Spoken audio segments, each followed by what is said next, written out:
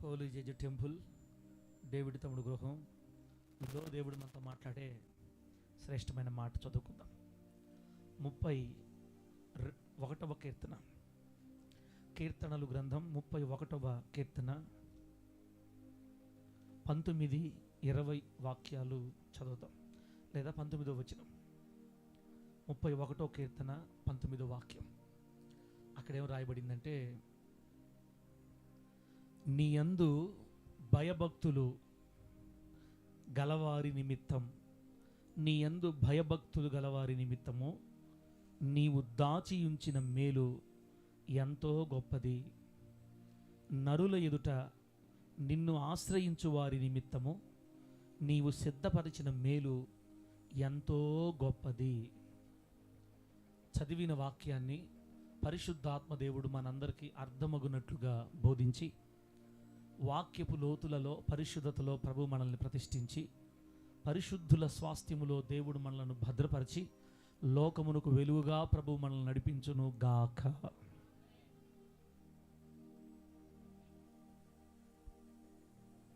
దేవుని బిడ్డలారా, చదివిన వాక్యంలో రాయబడిన మాట, దేవుడు ఇక్కడ కొందరి కోసం మేలుని దాచిపెట్టాడని రాయబడింది. దేవుడు కొందరి కోసం మేలు దాచిపెట్టున్నాడు.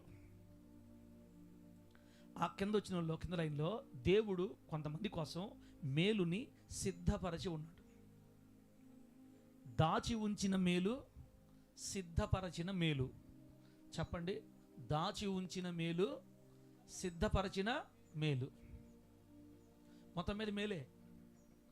దేవుడు కొందరికేమో మేలులు దాచి ఉంచుతాడు, కొందరికేమో దేవుడు మేలులు సిద్ధపరచి ఉంచుతాడు. కొన్నిసార్లు మనకి దాచబడిన మేలులు కావాలి, కొన్నిసార్లు మన కోసం దేవుడు వెంటనే సిద్ధపరచాలి, సిద్ధపరచబడి మనకి ఇవ్వాలి. మేలుల్ని సిద్ధపరచి దాచి ఉంచి ఇస్తాడు బిడ్డలకి, తన బిడ్డలకి దేవుడు.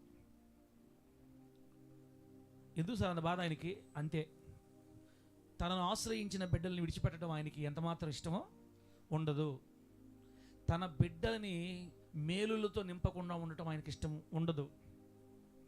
నీ పిల్లలు బాగుండాలని నువ్వు ఎలా కోరుకుంటావో, నీ పిల్లలు ప్రయోజనకారులు కావాలని, మనకంటే మన బిడ్డలు బాగుండాలని మనం ఎలా కోరుకుంటామో, మనం ఆరాధించే మన దేవుడు కూడా తన బిడ్డలు తన రక్తం పంచుకుని పుట్టిన, లేదా తన రక్తంలో కడగబడి కొనబడిన స్వరక్తం ఇచ్చి సంపాదించుకున్న తన బిడ్డలు మేలులతో నిండి ఉండాలని కోరుకునే ప్రేమగల తండ్రిని ఆరాధిస్తున్నాం మనం. అందుకే మన దేవుడు ప్రేమ స్వరూపి. దేవుడు నా మన మహిమ కలుగును గాక. అంటే ఆయన పిల్లలమైన మనము మేలులతో నింపబడాలి, మేలులు పొందుతూ మేలు అనుభవిస్తూ వెళ్ళాలి. ఒక మాట సమాధానం చెప్పండి.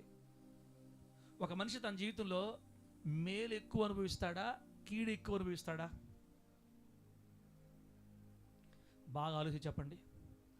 మన నాన్నలను చూసుంటాం, మనం మన తాతల్ని, ముత్తాతల్ని, నాన్నని చూస్తుంటాం. మన జీవితం కూడా ఇప్పుడు తిమోతనకి ఒక 40 సంవత్సరాలు ఉండొచ్చు, 45 చూశారు.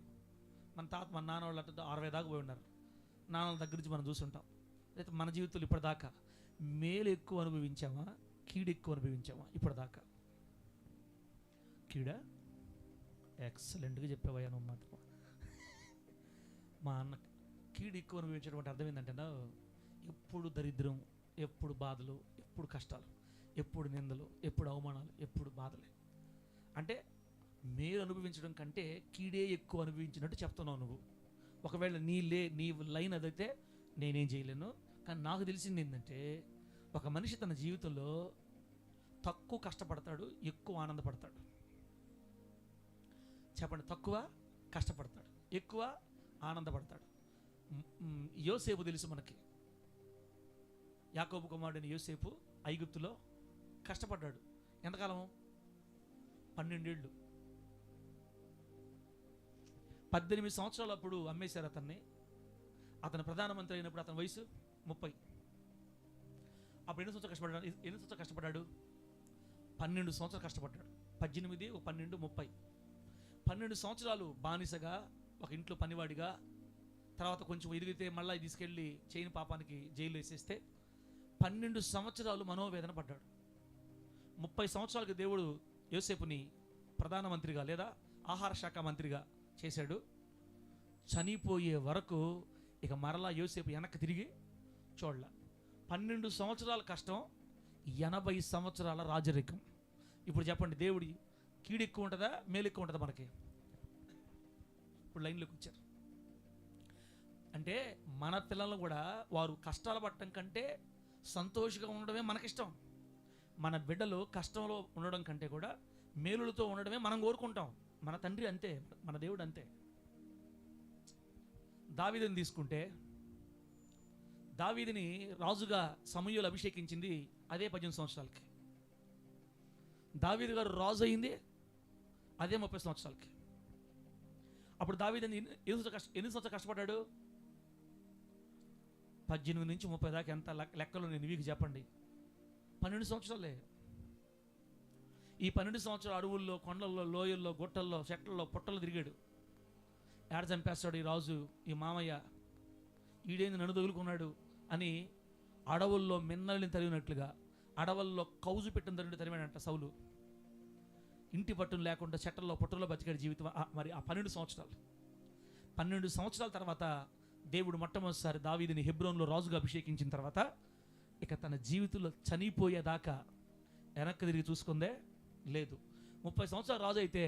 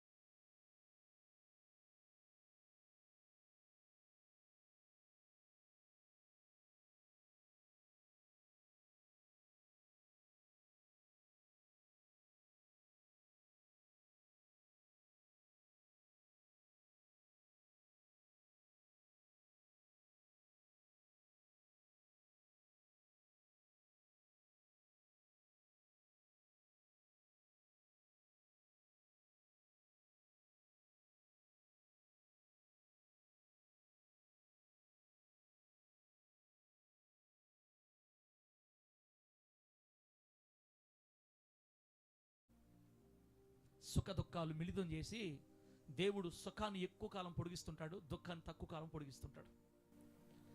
ఆ తక్కువ కాలానికి కూడా కొంతమంది తట్టుకోలేక ఆత్మహత్యలు చేసుకుంటారు. మన హవిలో చెప్తుంది నాకు నిన్న మొన్న 10th క్లాస్ ఎగ్జామ్ రాసిన పాప రిజల్ట్స్ వచ్చే రోజు సూసైడ్ చేసుకుందంట. ఫెయిల్ అయిపోతాను నేను అని భయంతో ఆత్మహత్య చేసుకుని చనిపోయింది ఆ పాప. రిజల్ట్స్ వచ్చేసరికి 425 మార్కులతో పాస్ అయిపోయింది. చనిపోయింది దేనికి? ఫెయిల్ అయిపోతానని. ఒక ఆడపిల్ల మార్కులు తక్కువ వస్తాయేమో చచ్చిపోయిందంటే ఇంకా ఇంట్లో తల్లిదండ్రుల అమ్మాయిని ఎంత టార్చర్ పెడుతుంటారు. ఒక పక్క సారా టార్చరు, లేదా ఎక్కడ స్కూల్లో చదవాలా చదవాలా.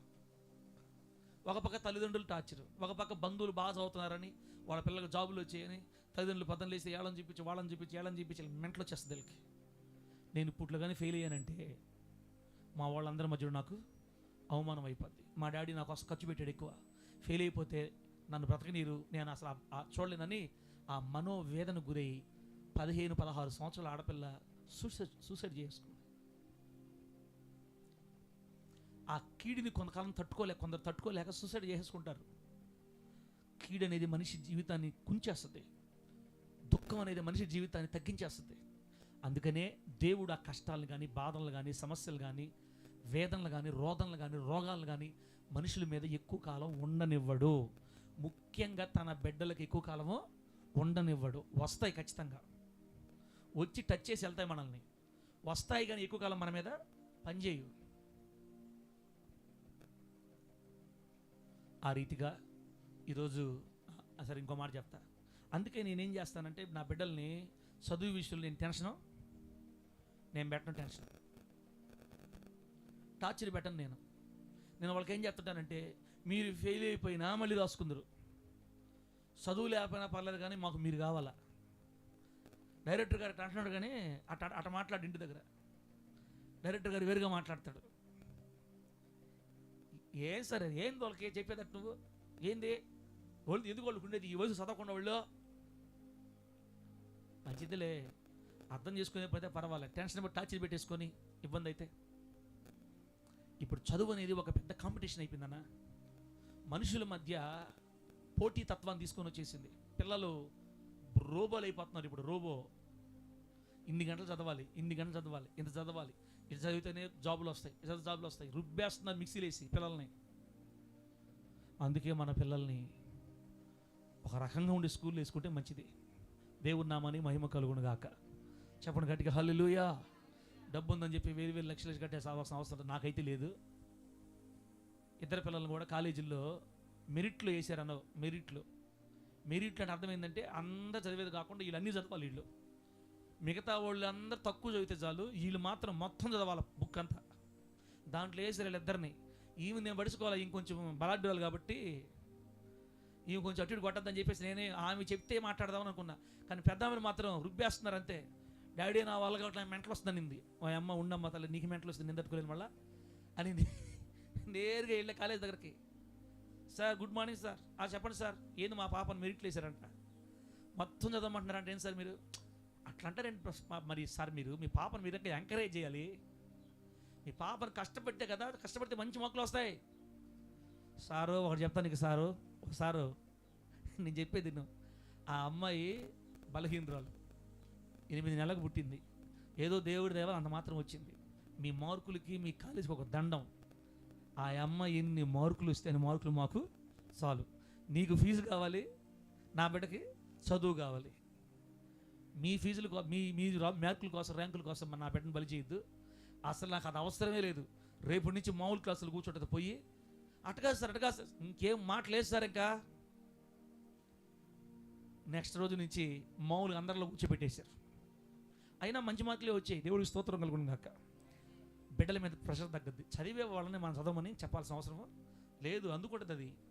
చదివే బండి అందుకుంటుంది. ఇప్పుడు ఈ బండి ఉంది, ఈ బండి ఇప్పుడు ప్రస్తుతానికి 30 మార్కులు తగ్గాయి అంతే. 500కి 470 వచ్చినాయి. 30 మార్కులు తగ్గాయి. ఇప్పుడు మళ్ళీ రాసేది రేపు. డాడీ 10 మార్కులే తగ్గాలి మనకంటుంది. అంటుకునే బండి ఆటోమేటిక్గా అంటుకుంటుంది, మనం చెప్పాలే. అంటుకోలేని బండి, ముక్కే బండి పోయి నెత్తి మీద వేసామనుకో, ఆ బండి ఇంకా ముక్కుతుంది.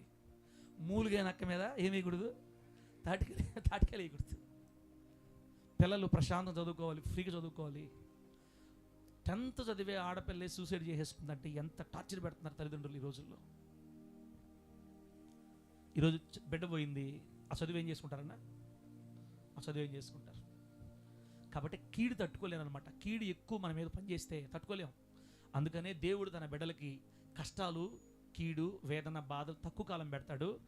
సంతోషాన్ని, నెమ్మదిని, ఆరోగ్యాన్ని, ఆనందాన్ని, ఉత్తేజాన్ని, సుఖాన్ని ఎక్కువ కాలం పెడతాడు. దేవునికి స్తోత్రం కలుగును గాక. గట్టిగా చెప్పండి హల్లెలూయా. బిడ్డరా, కాబట్టి పగులు ఎక్కువ, రాత్రి ఎక్కువ చెప్పండి అన్న. ఏం సార్ కొత్త ప్రశ్నలు వేస్తున్నావు నువ్వు? సాయంత్రం 6 గంటల నుంచి మళ్ళీ ఉదయం 6 గంటలకు తెల్లారింది అనుకోండి, అప్పుడు మొత్తం ఎన్ని గంటలు? రాత్రి ఎన్ని గంటలు? 6 నుంచి ఇదొక 6, ఇదొక 6, 12 గంటలు కదా, అంతేనా? పొగులు 12 గంటల. ఏం తేడా కొడుతుంది? రాత్రి ఖచ్చితంగా తక్కువ ఉండాలి. రాత్రి ఖచ్చితంగా తక్కువ ఉండాలి. 2 సమానంగా ఉండవు. మనం కరెక్ట్గా లెక్కలేసుకుంటే ఉదయాన్నే 6 నుంచి సూర్యుడు వచ్చేదాకా కొంచెం టైం ఉంటుంది కదా. మొత్తం మీద అది 12 గంటలు, ఇది 12 గంటలు అనే కంటే ఒక గంటైనా పొగులు ఎక్కువ ఉండాలి. అట చేసాడు దేవుడు. చీకటి కంటే వెలుగు ఎక్కువ, చీకటిలో కంటే వెలుగు మనకు ఆశీర్వాదం, వెలుగు నెమ్మది. ఇలాగ మనిషి జీవితంలో కూడా కష్టాలు చాలా తక్కువసేపు ఉంటాయి, ఆశీర్వాదాలు ఎక్కువసేపు ఉంటాయి. అది దేవుని చిత్తం. అందుకే ప్రభు ఇక్కడ వాక్యం రాయించింది ఏంటంటే, దేవుడు కొందరి కోసం మేలులు దాచి ఉంచాడు, దేవుడు కొందరి కోసం మేలులు సిద్ధపరిచాడు. ఇప్పుడు చెప్పండి, దాచి ఉంచిన మేలు, సిద్ధపరిచిన మేలు. ఉండారా? కళ్ళు మూసేశారు అప్పుడే. దాచి ఉంచిన మేలు, సిద్ధపరచిన మేలు. ఎవరి కోసం? ఇప్పుడు చూద్దాం. 31వ కీర్తన 19 వచనం కదా అనా, దాచి ఉంచిన మేలు సిద్ధపరిచిన మేలు. అంశం చెప్పాలి, ఒక్కడేటాడు మనిషి. దాచి ఉంచిన మేలు సిద్ధపరిచిన మేలు. దాచి ఉంచింది ఎవరికి మేలులు అంటే 19వ వచనంలో, నీ యందు భయభక్తులు గలవారి నిమిత్తం దాచి ఉంచిన మేలు ఎంతో గొప్పది. ఎవరైతే దేవుని యందు భయభక్తులు కలిగి బ్రతుకుతారో వాళ్ళకి దేవుడు మేలులు దాచిపెట్టి ఉంటాడు. అవి కూడా మామూలు మేలా గొప్ప మేలా? హలో, మామూలు మేలా గొప్ప మేలా? ఎంతో గొప్పది. అంటే ఎంతో గొప్ప మేళ్ళు ఆయన యందు భయభక్తులు గల వారి కోసం దాచిపెట్టాడు దేవుడు. ఎవరైతే దేవుని కొరకు బ్రతకాలని ఆశ కలిగి ఉంటారో వాళ్ళ కొరకు దేవుడు గొప్ప మేలులు దాచి ఉంచుతాడు.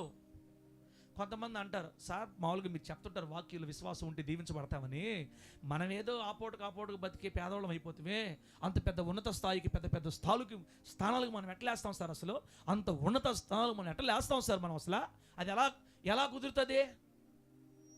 అది ఎలా జరుగుతుంది? మనం ఏదో పేదవాళ్ళమే, ఏదో అక్కడక్కడ కూర్చొని తినేవాళ్ళమే. మనం అంత పెద్ద మేలులు మనకు ఎట్లా వస్తాయి సార్? మనకు అసలు అయ్యా మనుషులకు అసాధ్యం కానీ దేవునికి మాత్రం సమస్తం సాధ్యం. ఎందుకో మీరు నాకు చాలా డల్గా ఉన్నట్టు అనిపిస్తుంది. మనుషులకి అసాధ్యం, దేవునికి మాత్రం సమస్తం సాధ్యం. ఆయన ఏమైనా చేయగలడు, ఏదైనా చేయగలడు. నందిని పందిని చేస్తాడు, పందిని నందిని చేస్తాడు. తర్వాత బండ్లని ఓడలు చేస్తాడు, ఓడల్ని బండ్లు చేస్తాడు. రాజుల్ని బికారులు చేస్తాడు, బికారుల్ని రాజులు చేస్తాడు. ఆయనకు అసాధ్యమైంది ఈ లోకంలో లేనే లేదు. మనం ఆరాధించే దేవుడు సృష్టికర్త. ఆమె చెప్పు గట్టిగా, గట్టి చెప్పు హల్లెలూయా. ఆయన తలుచుకుంటే అద్భుతాల వెంబడి అద్భుతాలు జరుగుతాయి మనకి.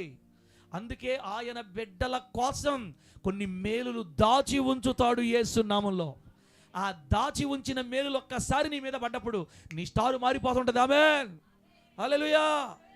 సెల్ ఫోన్లో గేములు ఆడుతుంటారు కదా, సెల్ ఫోన్లో గేములు అబ్బా దేవుడి స్తోత్రం. సెల్ ఫోన్లో గేములు ఆడుతుంటారు, ఫ్రీ ఫైర్, పబ్జి గేములు ఆడుతుంటారు. ఇటు రారా నువ్వు ఎత్తించుకుంటా ఉంటాడు. వాడు నాకు అర్థం కాదు, నాకు ఇప్పటికీ అర్థం కాదు ఆట. రే బాబా రే ఏంద్ర ఏమైపోయిందిరా మీకు? ఎల్రా ఆడ ఎవరు ఉండరు, వాడు ఒక్కడ మరొకడు అరుచుకుంటా ఉంటాడు ఫోన్లో. ఏంద్రా అంటే అక్కడ ఎవరో మాట్లాడుతుంటారంట. వీళ్ళందరూ ఏడాడు చేరి ఇళ్లలో చేరి టీమ్ గారు దాంట్లో ఆడుతుంటారు. రే బాబా ఇట్రా, రే కమాన్ రా ఇట్రారా అని తిట్టుకుంటా ఉంటారు. సరే, ఈ 5గురు కలిసి శత్రువుని చంపుతున్నారు, కాలుస్తున్నారు. ఆ గేములో మనం కనుక గమనిస్తే ఆడేటప్పుడు వీళ్ళకి కొన్ని ఉపకరణాలు, ఆయుధాలు కావాలి కదా. ఆ ఆయుధాలని ఒక దగ్గర కనబడతా ఉంటాయి. ఇంతమందిని కాల్ చేస్తే, లేకపోతే ఇంత పలానా చోటుకి వెళ్తే చిన్న గన్ను కంటే కూడా ఇంకొంచెం పెద్ద గన్ను ఉంటుంది అక్కడ. గేములు నేను అప్పుడు ఆడాను కాబట్టి చెప్తున్నానులే. ఒకప్పుడు నేను ఆడాను కాబట్టి, కంప్యూటర్లు ఆడాను కాబట్టి నాకు కూడా తెలుసు. ఈ కాల్చుకుంటా పోతుంటే అల్లంత దూరంలో పెద్ద తుపాకి కనపడుతుంటుంది. తొందరగా పోయి మనం దాన్ని తీసుకున్నాం అనుకో, ఈ చిన్న తుపాకి పెద్ద తుపాకి అయిపోద్ది అనమాట.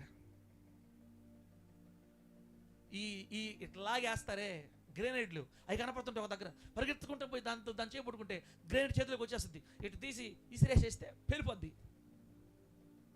ఇలా దాన్ని ఏదో అంటారు, అమ్మో అమ్యునేషన్ ఏదో అంటారు దాన్ని. అలా వాళ్ళకి బాంబులు, బుల్లెట్లు, గన్లు దొరుకుతూ ఉంటాయి. అవి తీసుకుంటూ ఉండాలి. ఒక్కొక్కసారి అవతల కాల్చేసారు అనుకో, మనకి హెల్త్ దెబ్బతినిపోతూ ఉంటుంది. హెల్త్ దెబ్బతినిపోతున్నప్పుడు మన మెడికల్ షాప్కి ప్లస్ అని ఉంటుంది, ఆ సింబల్ కనపడుతుంటుంది. అక్కడ పరిగెత్తుకుపోయి దాంట్లో పడ్డామంటే మళ్ళీ హెల్త్ బాగైపోతుంటుంది. ఆడగానే బాగుముందు కాల్చేసారు అనుకో, టేంగా పడిపోతాడు మనిషి, అవుట్. గేమ్. దేవుని నామానికి మహిమ కలుగును గాక. చెప్పండి గట్టిగా హల్లెలూయా. బిడ్డలారా, అలా గేముల్లో ఎలాగైతే వాళ్ళకి కావాల్సిన ఆయుధాలు, ఆరోగ్యము అక్కడక్కడ కనబడకుండా దాచిపెట్టుంటారో, దేవుడు తన బిడ్డల కోసం కూడా ఎదురుగా కళ్ళకు కనపడినట్టు కాకుండా కళ్ళకు కనపడిన రీతిలో అక్కడక్కడ దేవుడు మేలులు తన బిడ్డల కోసం దాచి ఉంచుతాడు. గడిచి హల్లెలూయా. ఆ మేలు మనకి 2025 సంవత్సరంలో 26 కదితే 2026వ సంవత్సరం మే నెల 5వ తేదీ తగలొచ్చు మనకి. అయితే తగిలిందనుకో టప్పున ఒక మేలు మనకు దొరికేస్తుంది. ఆ తర్వాత మళ్ళీ జూన్లో 2వ తేదీ మళ్ళీ ఇంకో మేలు. ఆ తర్వాత నవంబర్ 28వ తేదీ మళ్ళొక మేలు. ఇలా మన మీదకి అప్పుడప్పుడు ఆయన కొరకు భయభక్తులు కలిగిన వారి కోసం దేవుడు కొన్ని మేలుల్ని, అది కూడా చిన్న చిన్న మేలులు కాదు దేవుడు ఇచ్చేది. ఏ మేలు? ఎంతో గొప్పవి, ఎంతో గొప్ప మేలుల్ని తన బిడ్డలు క్షేమముగా, ఆరోగ్యంగా, సౌఖ్యంగా బ్రతికే నిమిత్తమో ఆయన శక్తి సామర్థ్యాల చొప్పున తన బిడ్డల కొరకు, అనగా ఆయన యందు భయభక్తులతో బ్రతికే వారి కోసం దేవుడు కొన్ని మేలులు దాచి ఉంచుతాడు. అందుకనే మన స్థితిని బట్టి మనం ఎప్పుడు ఫీల్ అవ్వకూడదు. ఆయన ఎప్పుడు ఏం చేస్తాడో తెలియదు, కానీ మన స్టారు మారిపోతుంటుంది యేసు నామంలో. గట్టి చెప్పండి హల్లెలూయా. 2025వ సంవత్సరం ఫిబ్రవరి 2వ తేదీ ఒక పెద్ద గదిలో దొరికింది నాకు నిధి. జనవరి 2 ఫిబ్రవరి 2 ఫిబ్రవరి 2 2025 ఫిబ్రవరి 2 టక్కన అరువులకి వెళ్ళి ఆ మేలు పొందుకునేసరికి ఎర్ర కారు వచ్చేసింది యేసునామములో. ఏమొచ్చింది? ఎర్ర కారు వచ్చింది. అది మందా? అది మనం పొందుకున్న, మన శక్తితో పొందుకుందా? కాదు. దేవుడు దాచి ఉంచిన మేలది. తన బిడ్డల కోసం, తన సేవకుడి కోసం దాచి ఉంచిన మేలు. ఒక్కొక్కరి జీవితంలో ఒక్కొక్క మేలు. స్కూటీ మన మొన్న తమ్ముడు ప్రేమ్ కుమార్ బైక్ కొన్నాడు. అది ఆ రోజు దేవుడు అతని కోసం దాచి ఉంచిన మేలు. ఇంకోటి కొంటారు, దేవుడు ఇంకోటి ఇస్తాడు, మంచి ఆరోగ్యం ఇస్తాడు. ఇవన్నీ కూడా మనకు కనబడకుండానే దేవుడు మనందరి కోసం గొప్ప గొప్ప మేలు దాచిపెట్టాడు దేవుడు. అయితే మనం చేయాల్సింది ఏంటంటే దేవుని యందు భయము భక్తి కలిగి బ్రతుకున్నట్లుగా మనము మన జాగ్రత్తలో ఉండాలని దేవుడు మనకు చెప్తున్నాడు. దేవునికి స్తోత్రం కలుగును గాక. గట్టి చెప్పండి హల్లెలూయా. నీ యందు భయభక్తులు గల వారి నిమిత్తము నువ్వు దాచి ఉంచిన మేలు ఎంతో గొప్పది. యేసయ్య కోసం భక్తి కలిగి మనం బతికితే, బ్రతకడానికి ఇష్టపడితే, ఆయన అక్కడక్కడ మన కొరకు దాచి ఉంచిన మేలు ఎత్తి మన నెత్తి మీద పెడితే మన స్టారు ఎట్ట తిరగదో తెలియదు, కానీ కొంతకాలానికి ఉన్నత అనుభవాల వైపు తీసుకెళ్ళిపోతాడు దేవుడు మనల్ని. మొదట్లో మన స్థితి చాలా కొద్దిగా ఉన్నా రాను రాను మహాభివృద్ధిలోనికి దేవుడు మనల్ని తీసుకెళ్ళిపోతాడు. దేవునికి మహిమ కలుగును గాక. హల్లెలూయా. మన సుభాషిణం తల్లి గారు ఉన్నారు కదా, సుభాషిణం తల్లి గారు ప్రారంభ స్థితి నాకు చెప్పేటప్పుడు సాక్షులు చెప్పేది. ట్రాక్టర్లకి ఎరువులు ఎత్తే దానికి కూడా వెళ్ళేదంట పాపం తల్లి. స్టార్టింగ్లో పేదరికం, చాలా పొలం పనులకు పోయేది, ఇంట్లో చాలని స్థితిలో ఉండేదంట. ఆ స్థితిలోనే పిల్లల్ని పెంచుకుంటా బిడ్డని చదివించుకుంది. ఆ బిడ్డ కూడా చాలా కష్టాల్లో చదివాడు. ఆ బ్రదర్ కూడా, తల్లిగారు కుమారుడు, ఒక పూట ఆహారం ఉండి ఒక పూట ఆహారం లేని పరిస్థితుల్లో నీళ్లు పోసుకొని కారం కలుపుకొని తిన్న రోజులు కూడా ఉన్నాయని చెప్తున్నది నాకు అప్పుడప్పుడు తల్లి. కూరలు లేకపోతే అన్నంలో ఏం వేసుకొని కారము, లైట్గా నూనె, ఏదో మొత్తం మీద అదిలిదిలే, నేను తినలేదు బిడ్డలరా. పచ్చళ్ళ వరకు వచ్చింది, కానీ అది చూడండి ఆ ప్రారంభ స్థితి ఎట్లా ఉంటుందో. కారం కలుపుకొని తినేసేవాడు. అలా ఎన్నో దినాలు ఆ పేదరికం అనుభవాలు. బిడ్డలరా రాను తర్వాత తల్లిగారు దేవుడు నమ్ముకున్నారు, పిల్లలు దేవుడు నమ్ముకున్నారు. ఆ బ్రదర్ కూడా కుమారుడు దేవుడు నమ్ముకున్నాడు. కొన్నిసార్లు బయట రూముల్లో ఉండి చదువుకోవడం కూడా శక్తి లేక దేవుని మందిరంలోనే ఉండి, మందిరంలో చిమ్ముకుంటా, మందిరం బాత్రూమ్ కడగతా, మన నెల్లూరులో ఒక చర్చిలో బాత్రూమ్ ఆదివారం అన్ని రెడీ చేసుకుంటా, ఆరాధన రెడీ చేసుకుంటా, ఒక 2-3 సంవత్సరాల పాటు మందిరంలోనే ఉండి పరిచయం చేసుకొని అక్కడ వాళ్ళు పెట్టింది తిని ఒక పూట తిని ఒక పూట తినక 3 సంవత్సరాల డిగ్రీ కష్టపడి చదువుకున్నాడంట. ప్రారంభ స్థితి ఎవరికైనా కొద్దిగానే ఉంటుంది, పేదరికంలోనే ఉంటుంది. కానీ దేవుడు దాచి ఉంచిన మేలులు మన మీదకి వచ్చినప్పుడు అర్థమవుద్దా ఆ ఆనందం మనకి. అలా కష్టపడి చదువుకున్నాడు. తర్వాత పై చదువులు కావాలంటే ఇంకా డబ్బులు ఖర్చు పెట్టాలి, చేతిలో డబ్బులు లేవు. అప్పుడు దేవుడు ప్రార్థన చేసుకొని అడిగితే బెంగళూరులో చిన్న జాబ్ వచ్చిందంట.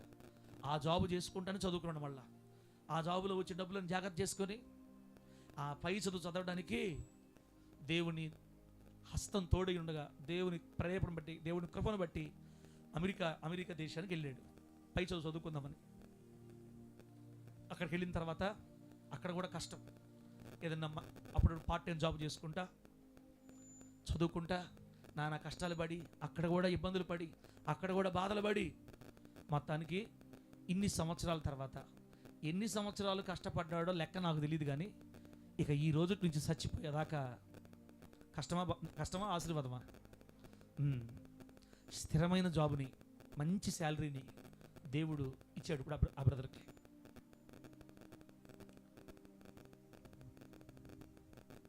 నెలకు 7 లక్షలు సంపాదించే కృప. బా, అంటే గొప్ప కోసం చెప్పట్లేదు, వాళ్ళు వచ్చిన త్రోవ చెప్తున్నాను నేను ఇప్పుడు. వాళ్ళు ఎంత కష్టం అనుభవించారు, ఎంత బాధ అనుభవించారు, ఎంత వేదన దాటొచ్చారు, ఇన్ని అనుభవాలు దాటొచ్చారు, కారం కలుపుకొని తిన్న రోజులు దాటొచ్చారు, ఆ కష్టం, కన్నీళ్ళు, వేదన, బాధ, ఆ దుఃఖం అంతా దాటొచ్చారు. ఈరోజు దేవుడు వాళ్ళ కళ్ళకు అవేవి కనబడకుండా చేసేసాడు యేసు నామములో. ఇప్పుడు ఆ బిడ్డ రాబోయే రోజుల్లో అక్కడే సొంత ఇల్లు కొనుక్కుంటాడు, ఇక్కడ ఇల్లులు కట్టబడతాయి. తల్లికి ఇప్పుడు నెల్లూరులో ఇల్లు కావాలని ప్రార్థన చేస్తుంది. ఒకప్పుడు ఎంతో బాధపడ్డ స్థితిలో నుంచి దేవుడు ఈ రోజున ఖచ్చితంగా చేస్తాడు. దేవుడు నెల్లూరులో మంచి ఇల్లు తల్లికి ఇస్తాడు యేసు నామములో. అప్పుడు మిమ్మల్ని అందరూ పిలిచి ప్రార్థన పెట్టుకుంటుందంట. ప్రస్తుతానికి మేమే పోతున్నాం ఇద్దరమే, ఏరే బాడుగిళ్ళు కాబట్టి వాళ్ళు ఒప్పుకోరు కాబట్టి. అదే సొంత ఇల్లు అనుకో, పెట్టు బాక్స్ను వాడదు. ఇంకా నేను కూడా చిన్నవాడు, నేను కూడా పెద్ద బాక్స్ పెడతా. మన ఇల్లు అది, మనం ఏమేం చేసుకోవచ్చు. ఒకప్పుడు కన్నీళ్ళు, ఒకప్పుడు బాధలు, ఒకప్పుడు కష్టాలు. ఇప్పుడు దేవుడు కృప చూపాడు. తల్లి గురించి ఎందుకు చెప్పానంటే నా కళ్ళ ముందు కనబడింది కాబట్టి. తమ్ముడా, ఇది ఎవరికి జరగద్ది, అమ్మా ఇది ఎవరికి జరగద్దని ఇలా ఎవరు దీవించబడతారంటే వారు మొదటి నుండి దేవుని కోసం ఎలా బ్రతకాలా? భయభక్తులు కలిగి బ్రతకాలి. ఎవరైతే దేవుని కోసం భయభక్తులు కలిగి బ్రతుకుతారో వారి జీవితాన్ని రాను రాను రాను దేవుడు ఆశీర్వాదాల వైపు, ఎక్కలేనంత ఎత్తైన కొండల మీదకి దేవుడు తీసుకెళ్ళిపోతాడు యేసు నామములో. గట్టి చెప్పండి హల్లెలూయా, హల్లెలూయా. చెప్తుంటే ఏంటుంటాం, కోట్లు కోట్లని. మన జీవితంలో కోట్లు చూస్తామన్నా? ఈ కోటు చూడాల్సిందే. ఏదే 2000 రూపాయలు పెట్టుకున్న కోటు అవి చూడాల్సిందే. మనం కోట్ల రూపాయల్లోకి మనం ఎలా వెళ్తాం? ఒకప్పుడు తినడానికి కూడా లేని పరిస్థితిలో ఉన్న బిడ్డని ఈరోజు కోట్లలో దేవుడు తీసుకెళ్తే బా, అది ఆశీర్వాదం. ఆ బిడ్డకి ఎందుకు వచ్చిన ఆశీర్వాదం అంటే అదిగో ఆనాటి నుంచి మందిరాలు చిమ్మడం, బాత్రూమ్ శుద్ధి చేయటం, ఆరాధన అన్ని క్రమపరచటం, పరిచయం చేసుకోవటం, అయిపోయిన తర్వాత మళ్ళీ అన్నీ సర్దుకోవటం, మందిరంలో భోజనాలు ఉండేటప్పుడు భోజనాలు వడ్డించేటప్పుడు వాళ్ళకి వడ్డించటం, తర్వాత ప్లేట్లు తీసుకెళ్ళి కడగటం. ఇప్పుడు చెప్తుంటా తల్లి, అమెరికాలో కూడా చేస్తున్నా. ఇప్పుడు ఏంది, ఇన్ని లక్షలు సంపాదిస్తున్నా కూడా ఇప్పుడు కూడా అమెరికాలో చర్చిలో బాత్రూమ్ కడతాడంట. చూసా, ఇప్పటికెళ్ళి బాత్రూమ్ కడతాడు. ఇప్పటికీ నెలకు ఒకసారి ఆ మందిలో ఉన్న వాళ్ళందరికీ భోజనాలు తమ్ముడే వండి తీసుకెళ్తాడంట, కారులో పెట్టుకొని.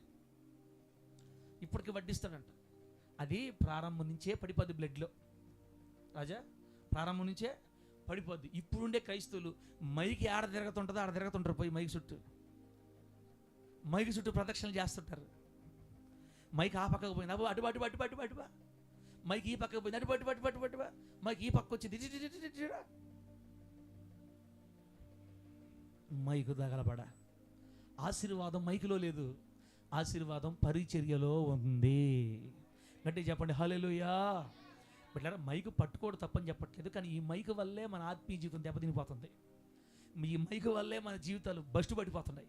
ఈ మైకు వల్లే జరగరానివి సంఘాల్లో జరుగుతున్నాయి. దయచేసి మైకులు పట్టుకోవద్దు, కానీ పరిచర్యను పట్టుకోండి గట్టిగా. పరిచర్యను పట్టుకున్న కుటుంబాలు వదిలివేయబడినట్టు నేను కళ్ళతో చూడలేదు.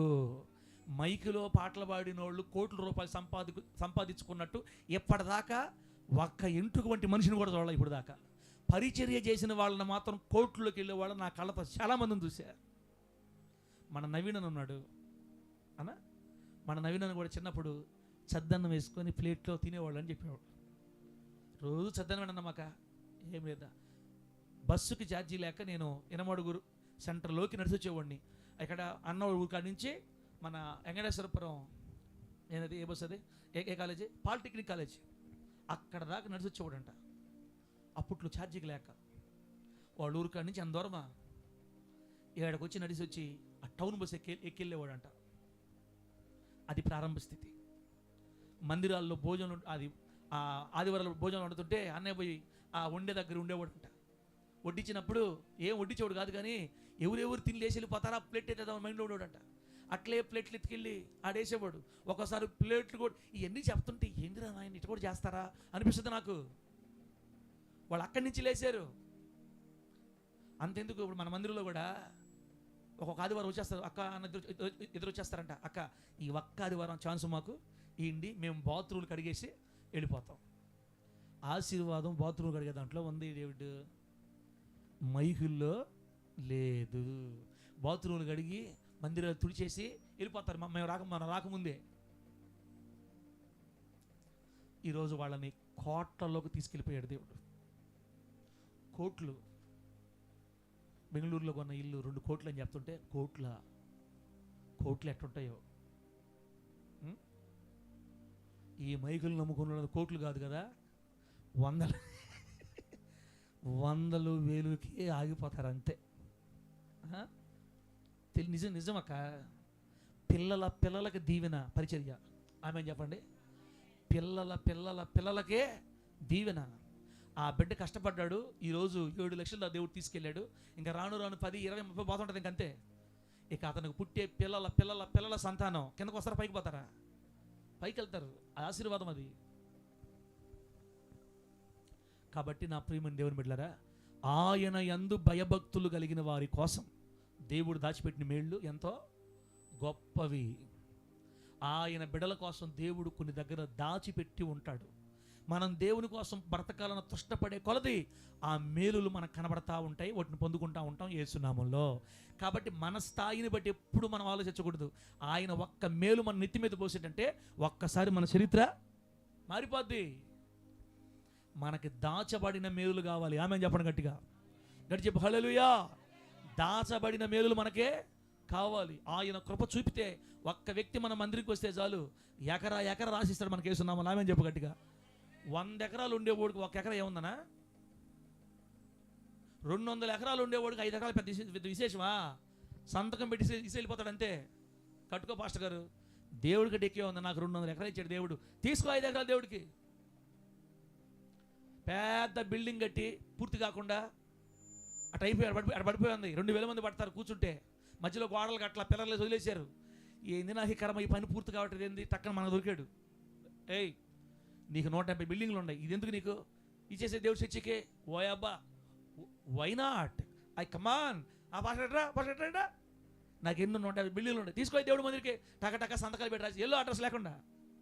ఆయన దాచిన మేలులు మన ఎదురుకు వస్తే భూమి ఉంది, నేలలే, స్థలాలేంది, పొలాలేంది, మందిరాలేంది, ఏం జరగో. మనకు అసాధ్యం, ఆయనకి సమస్తం సాధ్యం.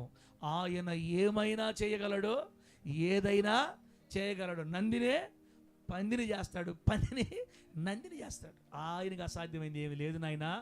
ఆయన దాచి ఉంచిన మేలులు మీరు పొందినట్లుగా యేసయ్య కొరకు మనం భయభక్తులు కలిగి బ్రతుకుదుముగాక. నేను దేవుని కోసం బ్రతకాలి అనే తపన నీకుంటే అక్కడక్కడ నీ కొరకు దాచిపెట్టిన మేలులు నీ నెత్తి మీద వేస్తాడు దేవుడు అంతే. రెండోది, సిద్ధపరిచిన మేలులు ఎవరికి? అక్కడే చూడండి, 31వ కీర్తన 19వ వచనం 2వ లైన్ చూడండి. నరుల ఎదుట నిన్ను ఆశ్రయించు వారి నిమిత్తం నీవు సిద్ధపరిచిన మేలు ఎంతో గొప్పది. దేవుడు కొందరికి మేలులు సిద్ధపరిచి ఉంచుతాడు. ఎవరాళ్ళు? నరుల ఎదుట దేవుణ్ణి ఆశ్రయించే వారికి. ఆమెన్, ఆమెన్, హల్లెలూయా. దేవుడికి వీళ్ళంటే చాలా ఇష్టం. దేవుడికి వీళ్ళంటే చాలా ఇష్టం. ఎవరిళ్ళు? నరుల ఎదుట దేవుణ్ణి ఆశ్రయించేవారు. అంటే పొద్దున లేస్తే మనుషుల ముందు వీళ్ళు ఏం చెప్తుంటారంటే, దేవుడు ఉన్నాడు లెక్క, నా దేవుడు ఏ రోజుకైనా చేస్తాడు లెక్క, ఆయన మీద నాకు ఇష్టం, నాకు నమ్మకం ఉందక్క, నా ప్రభు నన్ను ఎప్పుడు మర్చిపోడక్క, ఆయన అన్యాసుడు కాదక్క, ఆయన నమ్మదగిన దేవుడు అక్క, నా కుటుంబాన్ని, నా బిడ్డల ప్రభు జ్ఞాపకం చేసుకుంటాడక్క. అమ్మో ఈరోజు ఈ కష్టాల్లో ఉన్నా పర్లేదక్క, ఒకనాడు నా తండ్రి నన్ను జ్ఞాపకం చేసుకుంటాడు ఒక రోజుకి. నరుల ఎదుట ఆయనను ఆశ్రయించే వాళ్ళని ఆయనకి ఇష్టం. మనుషుల ముందు మనం ఎవరి మీద ఆధారపడాలా? రాజా, మనుషుల ముందు మనం ఎవరి మీద ఆధారపడాలి? మనుషుల ముందు మాట్లాడేటప్పుడు మన మాటలు దేవుని మీద ఆధారపడినట్టుగా ఉండాలా. 5 ఎకరాలు నాకు మహా కష్టం, కానీ నా దేవుడికి సమస్తం సాధ్యం. నా దేవుడు నాకు ఇస్తాడు అని నేను మీటింగ్స్కి పోయినా, స్వార్థ కోటాలైనా, ఇంటి ప్రార్థనలైనా, ఆదివారం సాయంత్రాలైనా, 2 3 వాళ్ళ ముందు ఊరికే నేను దేవుడి మీద చెప్తా ఉన్నాను అనుకో, అప్పుడు నన్ను చూసి ఛీ అంటాడా? ఏందిరా నీకింత ధైర్యం, ఏందిరా నీకింత, ఒరే ఇంతమంది ముందు నా మీద ఆధారపడుతున్నావు, నన్ను ఆశ్రయిస్తున్నావు, నా మీద నన్ను బట్టి ఇంత ధైర్యం చెప్తున్నావు, నువ్వు నీకు ఇంత ధైర్యం ఎంతో చెట్టొచ్చిందిరా? నేను చేస్తాననే కదా నీకు ఇంత ధైర్యం వచ్చింది. అబ్బా what a wonderful my son, ఇట్లాంటి వండర్ఫుల్ బిడ్డలు కావాలరా నాకు అని ఇలా మనుషుల ముందు, నరుల ఎదుట దేవుణ్ణి ఆశ్రయించే వాళ్ళ కొరకు ఆల్రెడీ సిద్ధపరిచిన మేలు రెడీగా ఉంటాయి. ఆమె చెప్పండి గట్టిగా, గట్టి చెప్పు హల్లెలూయా.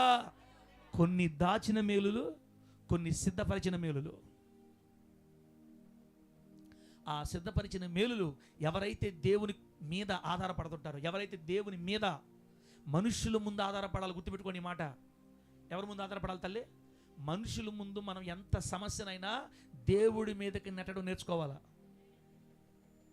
అక్క ఎట్లా ఎంత భయంకర సమస్య ఉండదక్క, మీరు సార్ ఏందో సార్ ఈ మధ్యకాలంలో మీరు డల్ అయిపోయారు సార్, నాకు అర్థమవుతుంది, ఇంట్లో కొంచెం మీకు ఇబ్బందిగా ఉన్నట్టుంది బాగా. అప్పుడు నేనేమన్నాను డైరెక్టర్ గారితో, నేను సహజమేలేనా, మనుషులు ఎట్లయినా కూడా దేవుడు మాత్రం నమ్మదగినోడు. మనుషులు అటు ఇటు అయినా దేవుడు నమ్మదగినోడు. మనుషుల్లాగా దేవుడు మర్చిపోడు కాదు. దేవుడు ఉన్నాడన్నా, దేవుడు మళ్ళీ మారుస్తాడు, అంతలోకి మార్చాలి ఆయనకి. ఒక్క నిమిషం ఎట్టే చెప్పాను నేను అన్నతోటి. ఆయన కలగజేసుకోవాలన్నా మనకు మనుషులు తింది, ఆయన కలగజేసుకుంటే చరిత్రలు మారిపోతాయి యేసునామములో అని చెప్తుంటాం. చెప్పాలి మనం. నరుల ఎదుట దేవుణ్ణి మనం ఆశ్రయించాలి. నాకు దేవుడు ఉన్నాడు, నాకు దేవుడు చేస్తాడు, ఆయన కాకపోతే నాకు ఎవరున్నారు, ఆయన ఖచ్చితంగా జ్ఞాపకం చేసుకుంటాడు. మన మాటలు ఇట్లా ఉంటే నరుల ముందు దేవుని మీద ఆధారపడే వాళ్ళ కోసం మన దేవుడు కొన్ని మేలులు సిద్ధపరచి ఉంచుతాడు. ఆ సిద్ధపరిచిన మేలులు మన నెత్తి మీద పోస్తే మన స్టారు తిరిగిపోయి సుబ్బిగాడు సుబ్బరాజు అయిపోతాడు యేసునామములో. అంతే. ఏదో డైలాగ్ కొడుతున్నాను, అలా డైలాగ్ ఇది, ఏ డైలాగ్ అని కానీ సుబ్బిగాడు సుబ్బరాజు గారు అని పిలుస్తారంట. డబ్బుంటే పిలుస్తారని ఆ పాట, డబ్బుంటే పిలుస్తారని, గౌరవం వస్తుందని. మనకు యేసై ఉంటే మన గౌరవం మారిపోద్ది యేసునామములో. పచ్చ నోట్లు మన చేతుల్లోకి రావాలంటే మనకు దేవుడు దయ ఉండాలా. మన స్థితిగతులు మారాలంటే మనకు దేవుడు కృప చూపాలా. మన బ్రతుకులు మార్చబడాలంటే మనకు దేవుడు కృప చూపాలా. మన బ్రతుకులు మార్చబడాలి, ఆయన మన మీద కృప చూపాలంటే నరుల ఎదుట దేవుణ్ణి ఆశ్రయించాలా. నా దేవుడు నన్ను దర్శిస్తాడక్క, నా దేవుడు నా కుటుంబాన్ని దర్శిస్తాడు తల్లి, నా భర్తను ఖచ్చితంగా నా ప్రభు మారుస్తాడు, ఈరోజు నా పరిస్థితులు ఉన్నాయి, నా ప్రభు ఏనాడికి నన్ను జ్ఞాపకం చేసుకుంటాడు, నన్ను నా దేవుడు అన్యాయము చేయడు, నా బిడ్డలు ఖచ్చితంగా బాగు చేస్తాడు, నా బిడ్డలు వృద్ధిలోకి వస్తారు, నా బిడ్డలు ఉద్యోగస్తులు అవుతారు, నా బిడ్డలకు అన్యాయం నా దేవుడు చేయడు, నా ప్రభు నన్ను లేవనెత్త నమ్మకం నాకుంది అని మనుషుల ముందు దేవుని మీద ఆధారపడాలి. కొందరికి బిల్డప్ అటు చెప్పుకోకూడదు సార్, మనమా జరగకముందు ఏది చెప్పుకోకూడదు, జరిగిన తర్వాత చెప్పాలా. బా భలే చెప్తున్నారు ఇలా, ఎంత మంచి మాట చూడండి. జరిగిన తర్వాత నువ్వేం చెప్పే దారి మీద దానయ్య కూడా చెప్తాడు. డైరెక్టర్ గారు ఉండవా లేవా, దారిని పోయే దానయ్య జరిగినప్పుడు దారి పోయే దానయ్య కూడా చెప్తాడు. జరిగితే నువ్వేం చెప్పేది పెద్ద. జరగకముందే మనుషుల ముందు మనం దేవుని మీద ఆధారపడాలా. నరుల ఎదుట, ఎంత మంచి మాట ఆ మాట, నరుల ఎదుట నిన్ను ఆశ్రయించు వారి నిమిత్తం. అబ్బా, నరుల ఎదుట దేవుణ్ణి ఆశ్రయించే వాళ్ళ నిమిత్తం యెహోవా దాచి ఉంచిన మేలు ఎంతో గొప్పది. అందుకే నేను యేసయ్యని ఇరికిచ్చేస్తుంటా అప్పుడప్పుడు. అవునా కదనా? ఇప్పుడు మీరు నా లైన్లోకి రండి. యేసయ్యని ఎందుకు ఇరికిస్తానంటే నేను ఈ వాక్యాలు బట్టే, సంఘం అందరూ ముందు పెద్ద బొమ్మ పెట్టి టీవీలో ఇదే మన మందిరం రాబోయే రోజుల్లో. అప్పుడు కొంతమంది ఏమనుకుంటారంటే మా సార్కి పిచ్చి ముదిరిపోయింది, పిచ్చి స్టార్టింగ్ పిచ్చి కాదు ఇది, స్టార్టింగ్ పిచ్చి కాదు, ముదిరిపోయిన పిచ్చి. నువ్వు సైలెంట్లో పెట్టుకోండి, ఏం నువ్వు ఈ పిచ్చి ముదిరిపోయిన పిచ్చి. పాస్టర్ గారికి ఏంది పెద్ద బిల్డింగ్ పెట్టి అది మందిరం అంట, 2000 మంది అంట, అంత ఈజీగా ఉందా అంటుంటారు మనుషులు. మనుషుల ముందు మనం ఎవరిని ఆశ్రయించాలా? మనుషుల ముందు ఎవరిని ఆశ్రయించాలా? నా దేవుడు చేస్తాడు అని చెప్తుండాలా. అట్టోలంటే దేవుడికి మహా ఇష్టం. అలా చెప్పాలన్న గుండెల్లో దమ్ముండాలా. దమ్ముండే వాళ్ళే చెప్పగలుగుతారు. పొద్దున్న లేస్తే గడగడగడ వణిగిపోయేవాళ్ళు. ఏమనుకుంటారు, ఏమోలేమ్మో రేపు ఏదైనా జరగకపోతే ఏమనుకుంటారు, అవమానం వచ్చేస్తుంది దేవుడికి. దేవుడికి అడొచ్చేది అవమానం నీకు వచ్చేస్తుంది ఫస్ట్, అందరికంటే ముందు. దేవుడికి అవమానం రాకముందే వచ్చేస్తుంది, నువ్వు ఫీల్ అయిపోతున్నావు. తన నామానికి ఆయన అవమానం తెచ్చుకుంటాడా? చెప్పండి, తెచ్చుకుంటాడా? ఆయన ఏమైనా చేసి విలువ తెచ్చుకుంటాడు. ఫరో ముందు దేవుని నామానికి అవమానం తెచ్చుకున్నాడా? ఇజ్రాయేల్ పంపించడానికి అసలు యెహోవా ఎవడో అన్నాడు. యెహోవా ఎవడో క్లియర్గా చూపించేశాడు. అంతే. చెత్తట్టు పొట్టిట్టు రాలిపోయింది ఐగుప్తుకి. సుందరమైన నగరం పేలు పాలైపోయింది, కప్పల పాలైపోయింది, మిడతల పాలైపోయింది, పురుగుల పాలైపోయింది, వడగండ్ల పాలైపోయింది. ఊర్లో ఉండే వాళ్ళందరూ గడ్డలే. ఎక్కడైనా అడగబాకండి, చెప్పలేని స్థలాల్లో చెప్పలేని గడ్డలు. దెబ్బకి చచ్చారు మనుషులు. అయ్యా మోషే, నువ్వు ఆరాధించే దేవుడు మామూలు దేవుడు కాదు, ఈ గడ్డలు తగ్గిపోవాలని ప్రార్థన చేయి బాబా. ఇశ్రాయేలు దేవుడే నిజమైన దేవుడు అని చెప్పి వాళ్ళు కూడా ఒప్పుకున్నారు లాస్ట్కి. యెహోవా ఎవడని దానికి అంతవరకు వాళ్ళు చూడని కొత్త సినిమా చూపించాడు దేవుడు వాళ్ళకి. ఆనాటి ప్రపంచాన్ని ఏలే రాజునే సింహాసనాలు కదిలించి మోషేని ఇశ్రాయేలుని రోషంగా సైన్యము మాదిరిగా ఒక మందలాగా బయట నడిపించుకొని తీసుకొచ్చిన మహాగణుడిని దేవుడు ఈ అల్పుడికి నెల్లూరులో 5 ఎకరాలు ఈలేడా? ఇస్తాడా? ఈలేడా? భూమి ఎవరి సొత్తు? ఎవరి సొత్తు? మా నాయింది భూమి, మా డాడీ, నా డాడీది ఇది. నా డాడీది అంటే నాదే కదా. 5 అంటే నేను ఇంకా తక్కువ అడుగుతున్నా. ఎంతైనా అడుక్కో, నీకు పవర్ ఉండాలి కానీ, నీకు విశ్వాసం ఉండాలి కానీ, రాసిస్తాడు నీ పేరు మీద యేసు నామములు. అంతే. గడి చెప్పు హల్లెలూయా. అది చూసి చచ్చిపోవాలి మనం యేసు నామములు. ఆమేన్ చెప్పండి.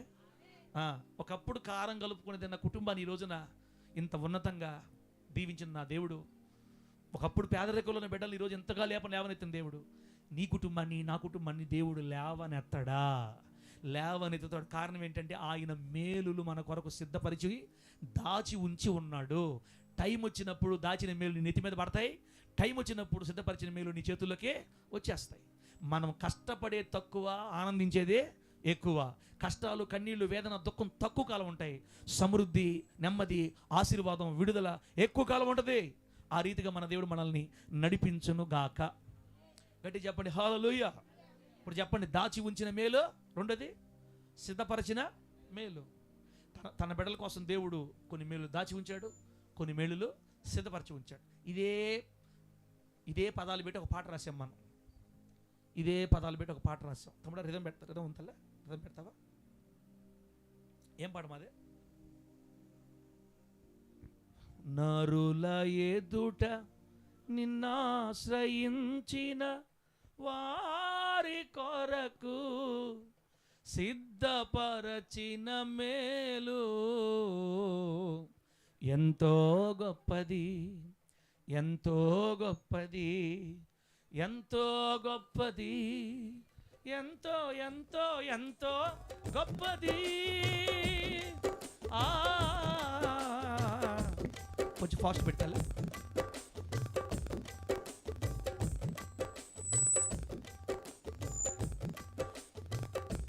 యెహోవా